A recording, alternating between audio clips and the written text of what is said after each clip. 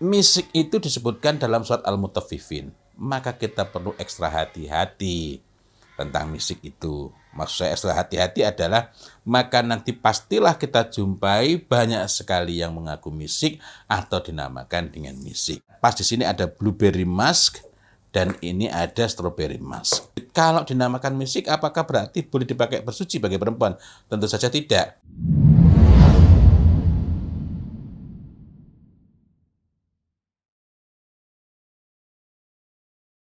Assalamualaikum warahmatullahi wabarakatuh. Masih bersama saya Muhammad Fauzil Alim di bincang rutin kita Wewangi Tuntunan Nabi. Dan kali ini kita masih belum ditemani oleh Ustadz Muhammad Fatan Ariful Ulum karena beliau sedang ada kesibukan yang tidak dapat ditinggalkan. Nah, ada beberapa pertanyaan. Ustadz, itu kok ketika saya ke Mekah, ke Madinah, atau ke beberapa tempat lain, kok banyak sekali muncul istilah-istilah misik. Ada misik, misalnya ada istilah, kalau di contohnya di sini sebentar, ini bukan, tadi itu Mawar Taif, ini ada miskul ud, ini juga ada misiknya. Nah, ini juga miskul ud, kemudian ini blueberry musk, kemudian ini strawberry musk ya. Kemudian ini miskul ud juga. Rupanya saya tadi bawanya itu tidak saya perhatikan ini ya. Ini Mawar Taif yang spesial, Taif Rose dan macam-macam ya. Spesial. Kalau ini sebentar. Ini adalah smoke agarwood. Tapi saya kira di pertanyaannya berkenaan dengan misik. Nah, misik itu memang minyak wangi sejuta nama. Satu-satunya minyak wangi yang disebutkan namanya dalam Al-Qur'anul Karim adalah misik. Khitamuhu misk. Yang di situ misik merupakan konteksnya berkenaan dengan bahan minuman. Itu kalau misik yang ada dalam surat Al-Mutaffifin ya. Nah, satu-satunya nama minyak wangi yang disebutkan adalah misik. Kalau satu-satunya bahan yang disebutkan namanya dalam Al-Qur'anul Karim adalah kafur di dalam Quran surat Al-Insan. Nah, kalau kita tengok misik itu disebutkan dalam surat Al-Mutaffifin, maka kita perlu ekstra hati-hati tentang misik itu. Maksud saya ekstra hati-hati adalah maka nanti pastilah kita jumpai banyak sekali yang mengaku misik atau dinamakan dengan misik. Dan di dunia Arab maupun di masyarakat secara lebih umum, misik ini memang sudah biasa dijadikan sebagai nama. Jadi ini tasmiyah saja. Nah, sebagian memang ada yang menggunakan unsur misik. Nah, saya pas di sini ada blueberry musk dan ini ada strawberry musk. Kalau ini sepanjang saya pelajari, memang ada misiknya, tetapi bukan unsur yang dominan.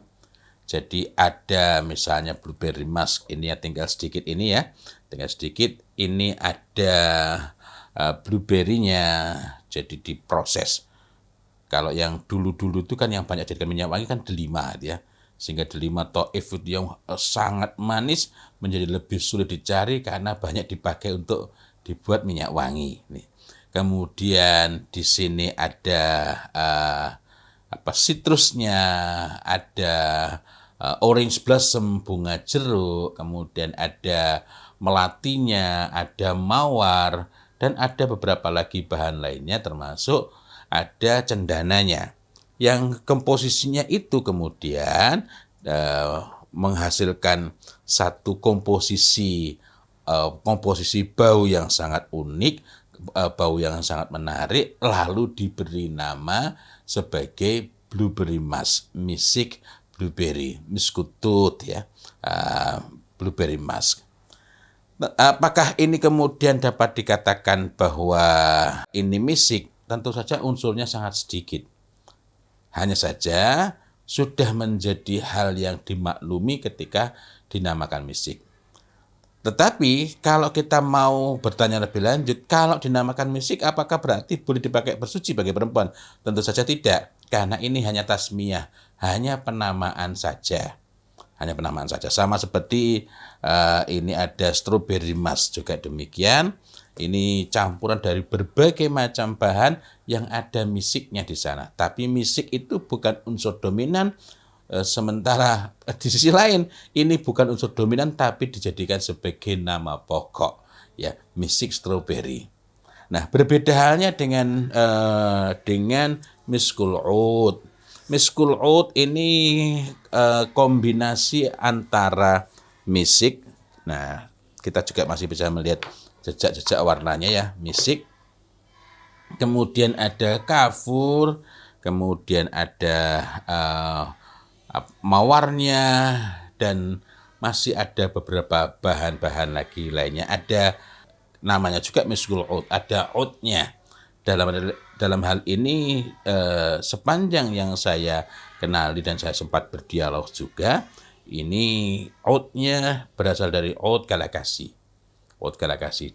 Komposisinya seberapa itu lain persoalan, ya. Tapi bahan-bahannya adalah ada misiknya, ada oud galakasi, ada mawarnya, dan ada lagi beberapa bahan-bahan lainnya. Khusus mengenai miskul oud ini,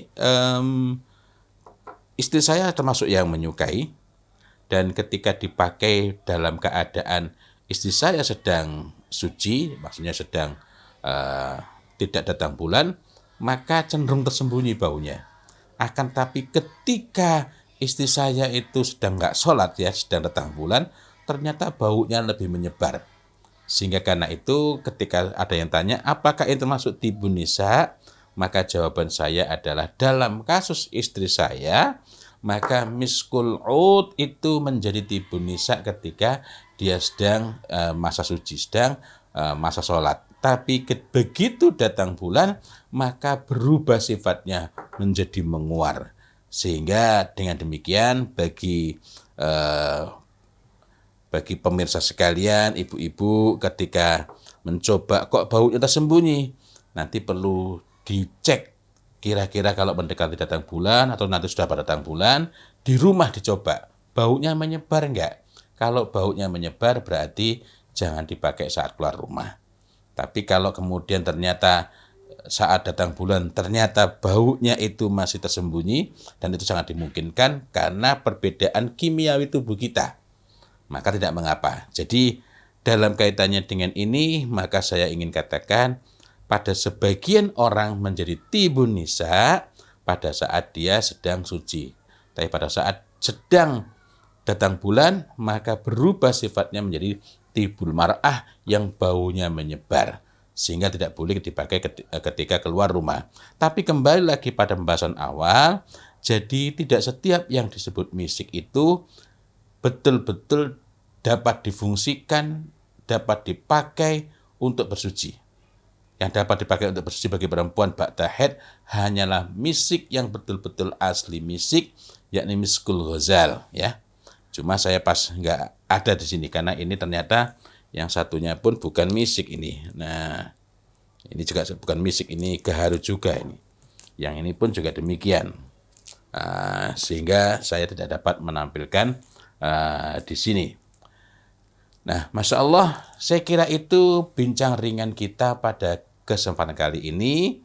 Dan mudah-mudahan kita dapat berjumpa lagi pada hari Jumat yang akan datang.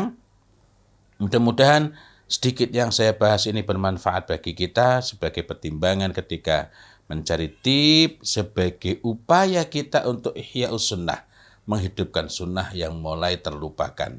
Sunnah mahjurah berkenaan dengan tips, yakni wewangi yang tabi'i alias alami, asli dan thayyib. Billahi taufiq wal hidayah wa ridha wal inayah walhamdulillahi rabbil alamin. Wassalamualaikum warahmatullahi wabarakatuh.